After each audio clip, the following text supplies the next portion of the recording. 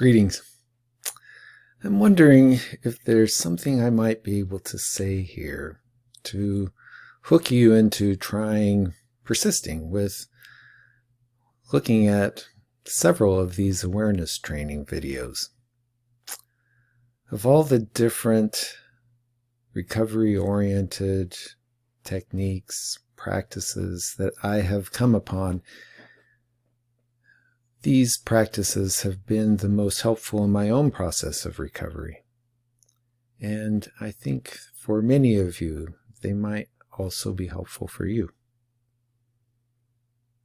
The French philosopher, novelist Albert Camus has said, "Live your life close to tears."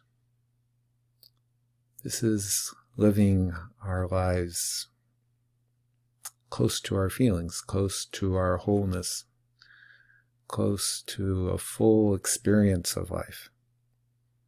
And all this occurs within this thing we call awareness. Awareness is something that we are so close to that it's become ordinary. It's always there. We stop considering it. For the purposes of trying to intrigue you into looking at some more of these videos, I have some first thoughts about what awareness training might mean, what I might say to provide some groundwork here. And none of this is anything you need to remember. The importance is the practices themselves, and anything that is important to hold on to will be repeated over and over again. But I'll just bring your attention to a couple of aspects of awareness that we will be working with in these stories and practices. Awareness is very much about the contents of awareness. Some of the contents are thoughts that come into our head, words, memories, feelings, our body's sensations. These all occur within states and qualities of awareness. The thoughts and experiences we have in sleep, very qualitatively different than in immersive awareness, where we've gotten caught up in a project or a movie and lots of time has gone by and we hardly notice it. Or sleepy awareness, where we're struggling to stay awake. Or reflective awareness, like with a particularly beautiful sunset, or perhaps the loss of someone close to us, where we notice that we are, and that we might not have been, but that we are here, experiencing this. There are some not so nice qualities of awareness, states of awareness, anxiety and depression, in which our awareness seems contracted, like having the blinders a horse might have. And we are on the pathway of life, and most of what we see is just these cow pies we're about to step in. Awareness training is about a variety of ways that we can go about paying a bit more attention to this thing we call awareness. We have some control over both the contents of awareness and the qualities of awareness. It's something that can be exercised. And it can be the experience of having the blinders removed and seeing that the pathway of life is running through a beautiful valley with a bright sky overhead.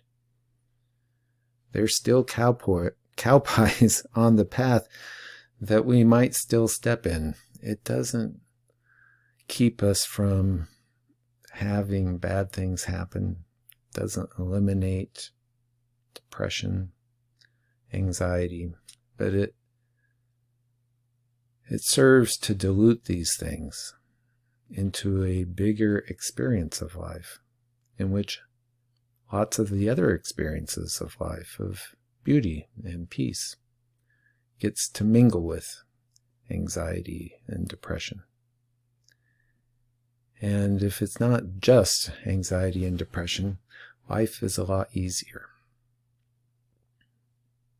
We don't get there in 10 minutes. It's a bit like exercise. If we exercise once, maybe mainly what we get is sore muscles. But if we persist with it, over time, we get a sense of well-being that comes with being more physically fit. If you spend 10 minutes with my breathing video that follows, you may mainly get to a question in your head whether or not I'm doing this right and why I should bother doing any more of this. But persist.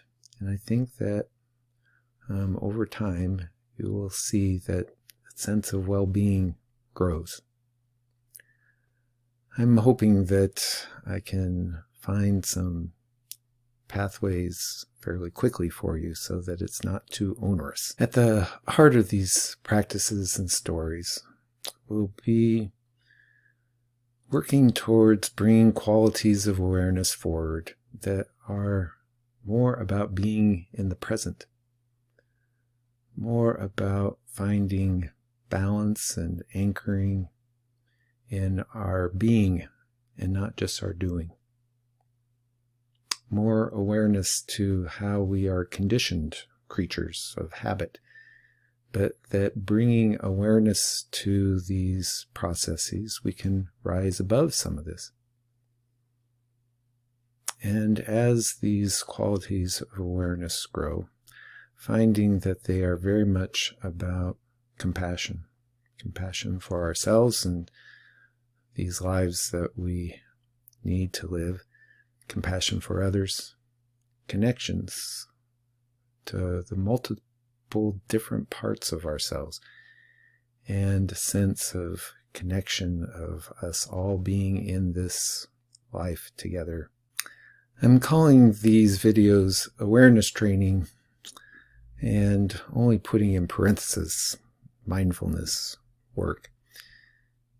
Some of us have had this experience with mindfulness work where this is not for us. This is about sitting for too long in silence, and that doesn't work for me. Awareness training is a kind of mindfulness work, but I'm not much of a meditator these days, have been, probably will be at some point in the future. Meditation is a powerful tool. I don't knock it in any way. But there are lots of different ways of bringing awareness forward besides meditation. And I will be bringing some of these tools and practices and stories to you to see whether or not they might be of help to you as they have been for me. Effort is involved, but it doesn't need to be too much effort. To eat, we need to lift the fork to our mouth, but it's not too much effort. I'm hoping that in some of these practices, videos, it will be almost that easy. I'm wondering if it might be for you.